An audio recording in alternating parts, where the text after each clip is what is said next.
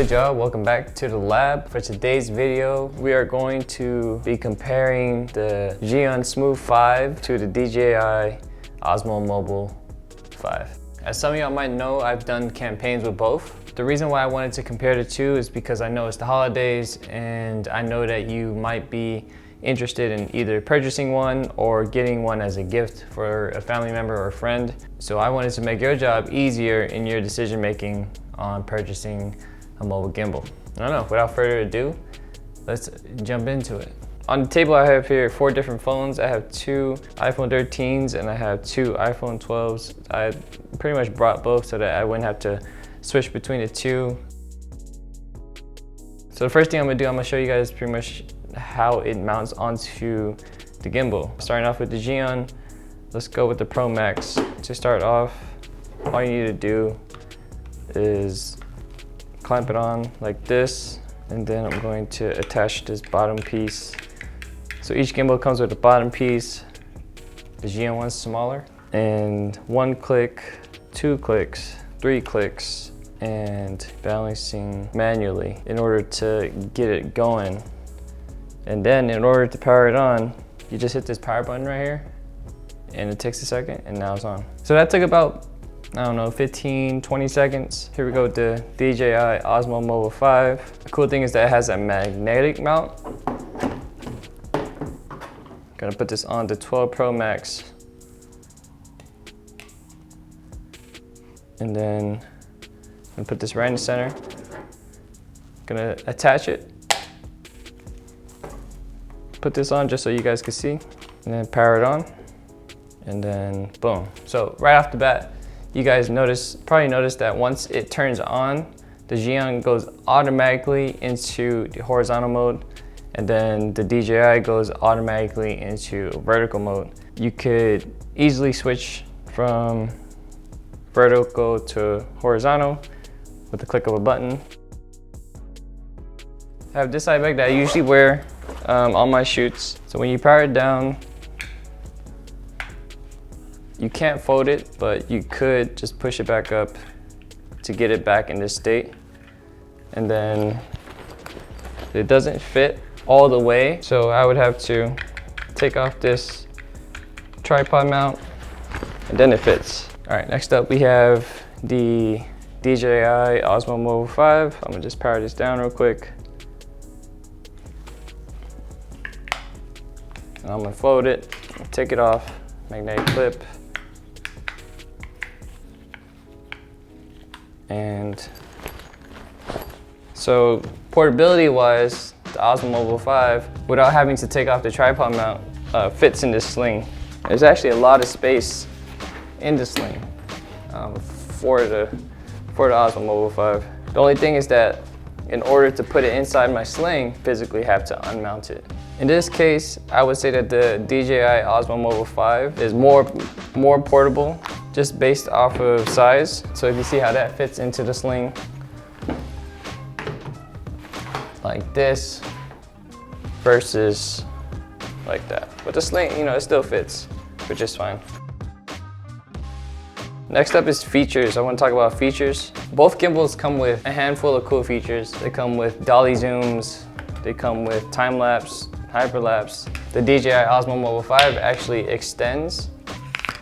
There's an extension rod, which is pretty cool. It could get you into poly transitions or getting super low to the floor. What I enjoy about the Smooth 5 is that I could access POV mode straight from the gimbal without having to access any software. If I go right here, I just click mode and I tap to POV mode, which is right there. Now I have access to POV mode. And I shoot on this mode a lot because I find that these mobile gimbals sort of, I mean, they correct the horizon line most of the time, but a lot of the times I find that the horizon line gets a little crooked sometimes. I think it's because I'm either using like a larger phone or it just, I don't know, sometimes it doesn't get it on point all the time. So I'd rather be in control of the horizon line, and it also allows me to get a couple of different shots. But the thing about the Osmo Mobile 5 is that in order to get access to POV mode, you have to use the app.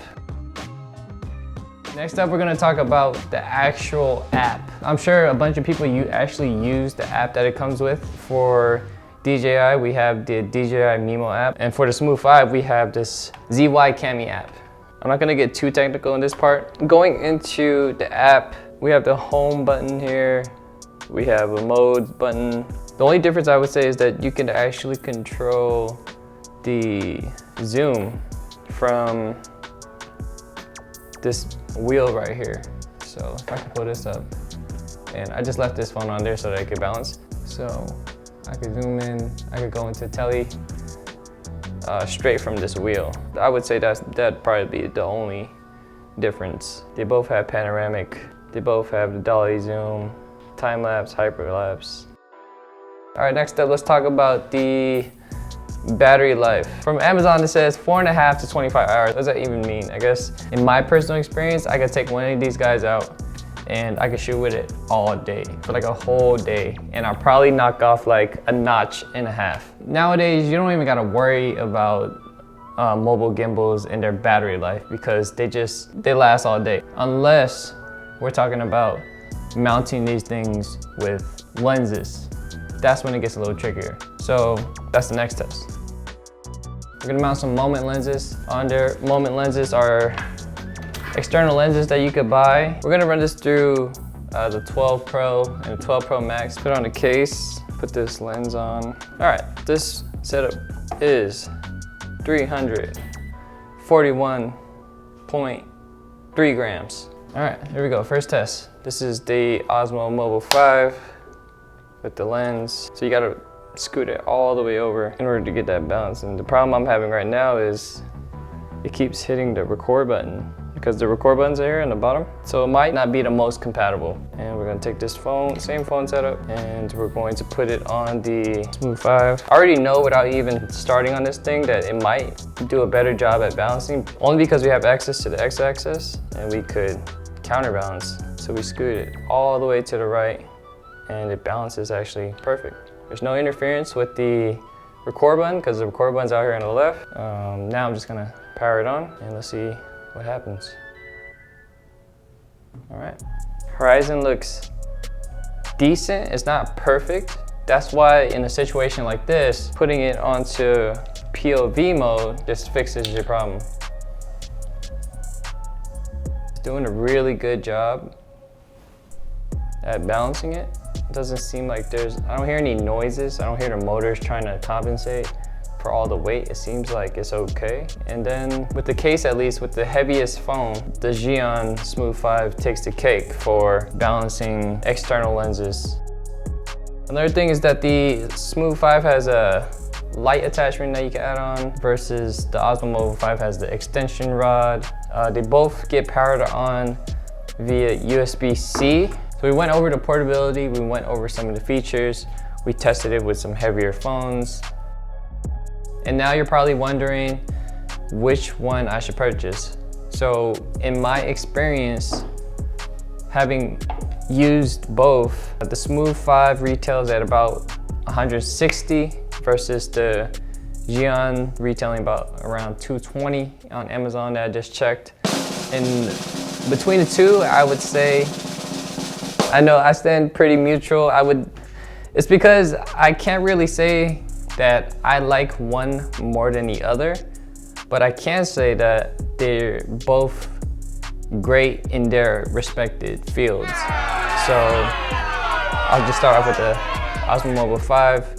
The portability, being able to put it in my pouch, in my side bag, even in my pocket, in a class of its own. Versus the Zhiyun, you could have that extra weight, you could carry, you could balance those heavier phones and lenses, but it lacks the portability. Like, I can't break this thing down and put it in my pocket.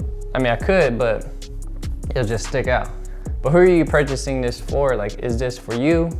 Is this for a family member or a friend? I would say if you're more like in the beginner, intermediate level, and like you wanna, save a little bit on budget, then I would go with the Osmo Mobile 5. If you're a little more into it, intermediate, and you have these external lenses, and you have like, you know, heavier setups, then I would go with the Smooth 5. But to just round this all up, like I would highly suggest that you purchase a mobile gimbal for your cinematography needs, because it just allows you to shoot dolly movements. It allows you to shoot super low to the floor. You can get up high.